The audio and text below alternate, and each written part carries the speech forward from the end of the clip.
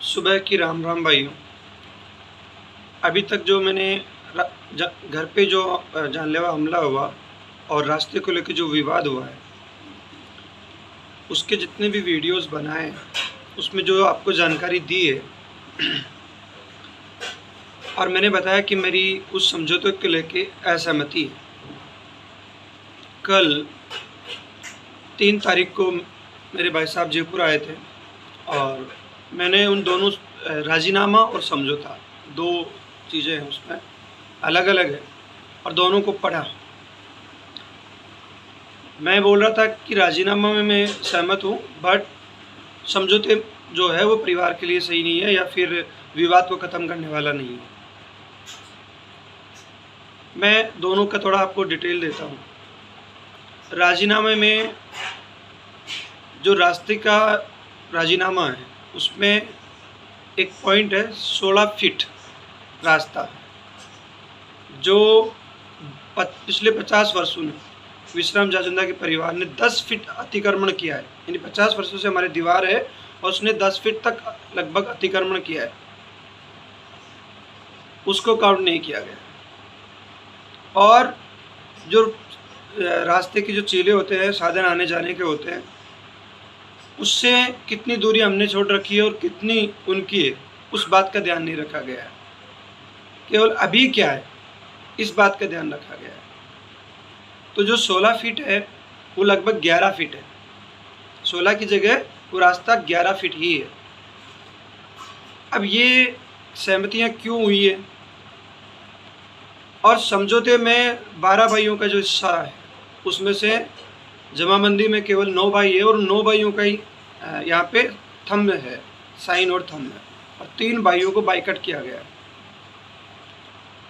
गाँव का विरासत वाला बेरा है, परिवार का स्टार्टिंग से, है ना, मतलब एक तरह से ये भी कह सकते हैं कि परिवार का विरासत वाला भी ये बेरा है।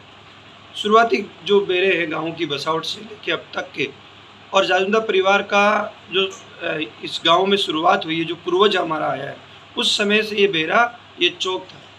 यानी कह सकते हैं कि ये विरासत वाली जगह थी जिसका भाई बंटवारा कभी हुआ ही नहीं था।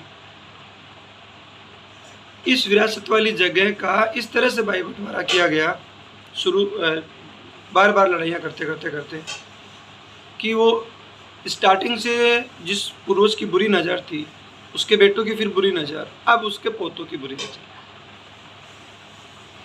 ये चीज़ इसमें क्लियर हुई है।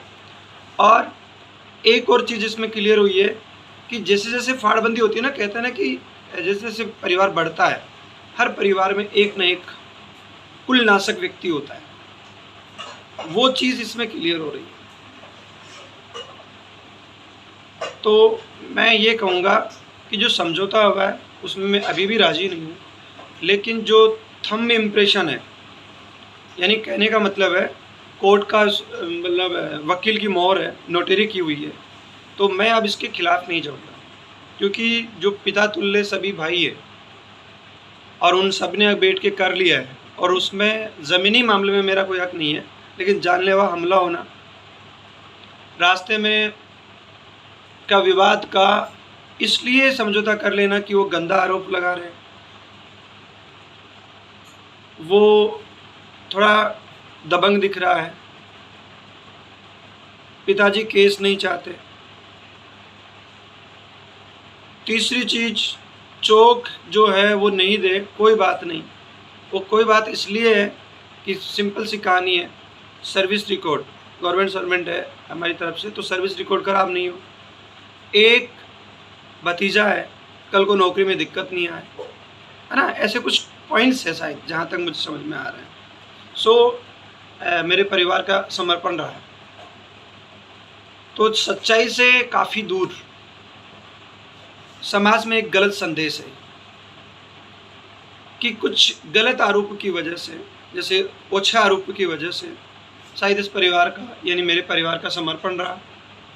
रिश्तेदारों से, कॉमन रिश्तेदारों से हमारी मुलाकात हुई और उस व्यक्ति ने कहीं कोई कॉल कॉमन रिश्तेदारों से मुलाकात या ऐसा कुछ नहीं किया, इसलिए उन कॉमन रिश्तेदारों की बात हमें बुलाने की वजह से माननी पड़ी है पापा और को, कि जो भी हो, कम ज़्यादा हो, हम इसमें सहमत हैं।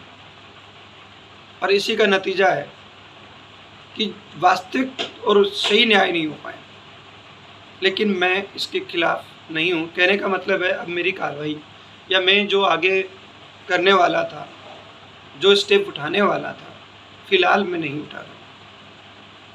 लेकिन मैं इतना ज़रूर कहूँगा कि ये समाज के लिए गलत संदेश है कि मतलब कहने का मतलब संदेश इस तरह का हो गया, ये विवाद इस तरह का हो गया कि अगर कोई भी समाज में व्यक्ति किसी के घर पे किसी भी तरह से राड़ करके जानलेवा हमला कर देता है, उनके हाथ तोड़ देता है, उनके जान से मारने तक, यानी मरे नहीं बाकी रहे नहीं, इतने मारपीट हो जाती है, फिर उनको सामने वाले पक्ष को ज़मीन मिल जाती है, विरासत वाली चीज़ें ख़त्म कर देते हैं, ओछे आरोप लगा सकते हैं। इन सब की वैल्यू है और समाज में कई बार इस तरह से झुक के फैसले भी होते हैं। न्याय की मतलब ना तो यहाँ और ना आगे ऐसी संभावनाएं नहीं दिखती, या फिर जो न्याय है वो देरी से मिलता है, जिसका डर है कि बहुत बड़ा मतलब खर्चा होगा या फिर टाइम लगेगा, और फिर भी है ना कोई पता नहीं है। इस तरह की शायद भावना उन लोगों में है, मेरे परिवार में है, तो इस वजह से शायद ये फैसला हुआ है। बाकी ये मैं फिर कहूँगा समाज में गलत संदेश है, परिवार के लिए सही नहीं है। परिवार यानी कि संपूर्ण परिवार, क्योंकि उसमें 3 भाइयों का और भी हिस्सा है। दूसरी चीज़ जो और तीसरा परिवार है, यानी टोटल जो 19 भाई है, उस 19 भाइयों का सही बंटवारा नहीं होगा, जो वंशावली के तहत है या जो पुराने फैसलों के तहत है, या फिर वो जिस तरह से होना चाहिए, जिस तरह से न्याय हो सकता है, वो और भी दूर चला गया है। जो संभावनाएं थी कि हो सकता था कि जाजुंदा परिवार में शांति और सही बंटवारे हो, शायद वो कोसों दूर है, क्योंकि इनकी मंशा ही इस जो समझौता हुआ इससे ये मंशा ये है कि हम किसी को देंगे नहीं, ले सकते हैं, ले सकते हैं, ले सकते हैं, देंगे कभी नहीं। हम देने वालों में नहीं, हम लेने वालों में हैं। और जो हमें देते हैं वो परिवार वाले हैं, और जिनको हम देते हैं वो परिवार में नहीं है। ऐसा कोई मांग भी करता है तो वो परिवार का सदस्य नहीं है। इस दृष्टिकोण में ये लोग हैं। मैं इतना कह के जो आप जिसने मेरे वीडियोस देखे, अच्छा ये वीडियोस अगर एक फ्रेंड ने, एक दोस्त ने, एक परिवार वाले ने, एक रिश्तेदार ने भी देख लिया तो ये वीडियो सार्थक है। क्योंकि मेरा उद्देश्य वीडियोस बनाना या कोई और तरीका नहीं है कि मैं इसलिए वीडियो बना रहा हूँ। केवल एक ही उद्देश्य मेरा है कि मैं मेरे विचार रखना चाहता हूँ, क्योंकि मैं एक सामाजिक प्राणी हूँ और मैं किस दृष्टिकोण से जीना चाहता हूँ, क्या हुआ, क्या घटना थी, क्या सच है, ये बताना मेरा उद्देश्य है। और परिवार में अशांति चाहता हूँ या शांति चाहता हूँ, या मैं मतलब मेरे परिवार को किस नज़र से देखता हूँ, सामने वाले को किस नज़र से देखता हूँ, और जो अन्य परिवार है जो इस समझौते में शामिल नहीं है उसको किस नज़र से देखता हूँ, और पूरे परिवार में किस तरह का फैसला चाहता था, लेकिन वो नहीं हुआ। थैंक्स।